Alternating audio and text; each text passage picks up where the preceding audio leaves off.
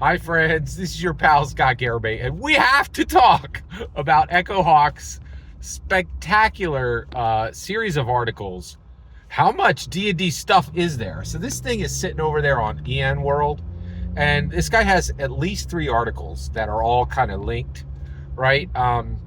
So he's got one that, hey, let's look at all the products that were published for Dungeons and Dragons. Let's look at every and man, he does a spectacular job with this, because one, the boundaries he sets around this are really important, because he's like, hey, I want to know how many pages of Dungeons and Dragons are there. Now let's look at it by edition. Now let's look at it by setting. But the moment you even attempt this, right, you've got to set some boundaries, because and just the and I'll tell you, Evel Knievel got paid for the attempt, right? Like, he didn't always make it over the cliff. Sometimes he crashed into the wall, and didn't die, just broke every bone in his body, literally every bone in his body, right? But it's the same thing here. I have real issues with this data, but I am so impressed with this guy jumping over the chasm. Like, his work here is spectacular, right? Oh, and I'm so sorry. I don't know if Echohawk is a guy or a gal. I keep misgendering them. I apologize. I don't know what an Echohawk is. I apologize for misgendering. I keep assuming yes, because I can tell you right now, crusty old math about D&D rarely comes from women. Right? Okay. I'm not going to apologize for that, right? Go find an academic book about D&D's history. I will take a Vegas line. That thing is one dude.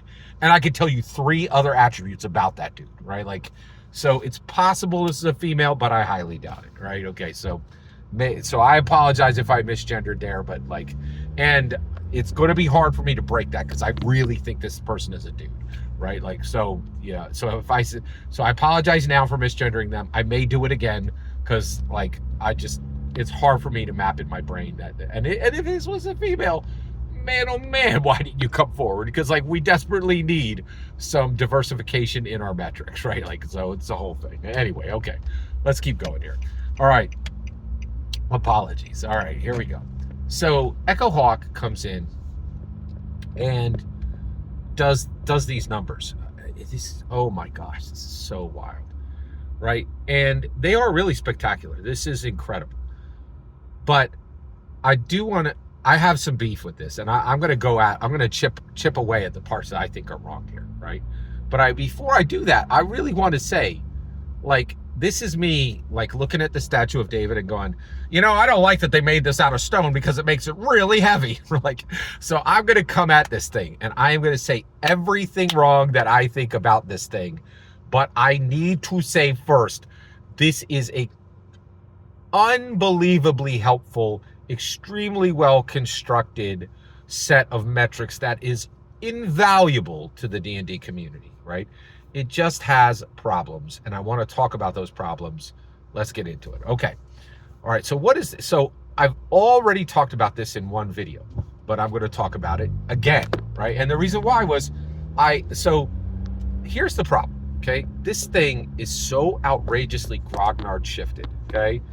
And the thing is, it counts only 12 settings of Dungeons and Dragons, right? Well, what about Ravnica? What about Theros? What about Strixhaven? Oh, literally, I don't think they're even listed, right? They're not even listed. And the reason why is, at the beginning, Echohawk is like, well, we're just going to do these 12 settings.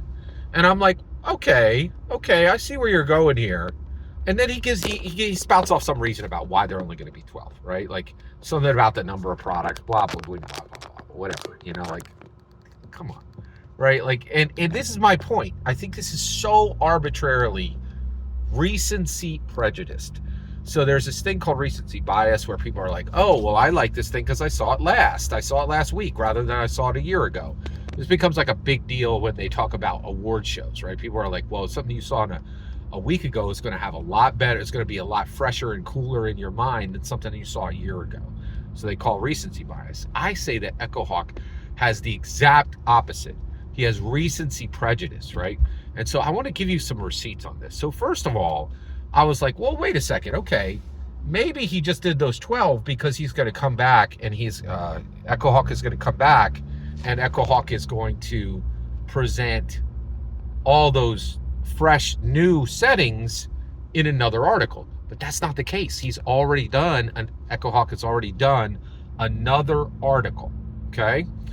And that article is about magazines. Like, let's look at magazines. Like, and again, you're like, well, magazines didn't even come until 1995. Why are you going back and looking at data between, like, there were no Dungeons and Dragons magazines after like 2001 or something, you know? Like, why are you going back and looking at all this data about old magazines before you look at all the new settings and do the same analysis for those settings? And the reason why is Echohawk is almost certainly a dyed-in-the-wool D&D now hating grognard. And I'm sorry, I don't want to say hate, because that's a lot. He's prejudiced. He's outrageously prejudiced toward D&D now. And this frustrates me to no end. It's sickening. It's like so frustrating, right? And so you're like, well, Scott, there's good reason for this, right? But there isn't. And I'm going to give you some receipts, right? So how come there's not a single mention, right, of Theros, Ravnica, or Strixhaven, right? I can tell you why. Echohawk is like, oh, that's not D&D. That's not D&D. That's not D&D. That's not D&D. That's not D&D. Like, these grognards, they do it constantly, right? They just get all up in their feelings, right? And they get all, like, hurt that there could possibly be D&D after their precious, like, ninth grade, right? Like, D&D exists now. Like, it's a thing, right? And it just frustrates me so much that these grognards are so nostalgia clutching, like to a blanket, to their own era, right? And they're like, oh, nothing else exists. And I'm telling you, okay, so you're like, well, wait a second, Scott. You know, Ravnica and Theros and Strixhaven, those are very limited. They only had one book each, right? Well, first of all, the D&D canon is actually presented also in the card sets, which have had multiple sets, right? And then it gets into this question of what do you consider D&D canon, right? And again, this grognard idea is, oh, D&D canon is just what was precious to me when I was in ninth grade. Anything after 1984, anything after I was, the last time I was happy doesn't count. And it's not correct. It is really bad, and it is massively affecting our understanding of Dungeons & Dragons, right? So he runs off and does all these metrics about D&D magazines that don't matter and leaves 30 years of settings untouched, right? Because of his own precious, like, prejudices. And it's frustrating. It is so frustrating. And it's not just him. It's a whole swath of people. And what I think is amazing is this guy clearly understands numbers, Echohawk. Clearly understands numbers, right? But he puts his feelings first, right? The numbers only get applied to what he cares about, right? And so you're like, I don't know, Scott, I think you're projecting. Let me give you the hardest receipt you will find, right? Okay, so you could say Strixhaven, Ravnica, and Theros are small, right? And by the way, there's a bunch of other, like, I didn't even mention Exandria, right? Like, Exandria has multiple books, right? But let's just keep it on the MTG ones, right? Because they're the ones who have the strongest prejudice against them. They are canon settings, right? They matter. And here's the biggest one. He's like, hey, let's talk about Longmar. Here's your Longmar numbers. Here's your Longmar numbers. And then he says, hey, I know some people would say this doesn't even belong here. Longmar was brought in. They bought the license once, and then they dumped the license, and there's almost nothing printed for it. It's super tiny, and it really doesn't matter much at all. You're exactly right. So why is it listed, right? If you're going to count Longmar, this weird vestigial nub, then why the heck do you have the right to exclude Ravnica, Theros, and Strixhaven? There's no legitimate reason. It's complete arbitrary feelings, right? Which is really ironic for a guy who's presenting literally graph after graph after graph, saying numbers matter until my heart gets in the way. And this is why people are having massive problems with institutions. Institutions are like, hey, let me give you some data. And you're like, your data doesn't matter. It's all this stuff is coming out of your heart, right? Your chart is powered by your feelings. Just get a My Little Pony out and brush it, right? Like, you're acting like this is actual analytical data. This is just prejudice with good graphs, right? Like, it's just, and it frustrates me a little, right? So now it sounds like I'm frustrated with Echohawk. I'm not. I'm reading and rereading and rereading these articles. This is some of the best analytics that have been done on Dungeons and Dragons in a long time. But and where I get frustrated is I want that same level of myopic detail to be given to all settings of Dungeons and Dragons. And I'm a little frustrated with Echohawk that he didn't do it.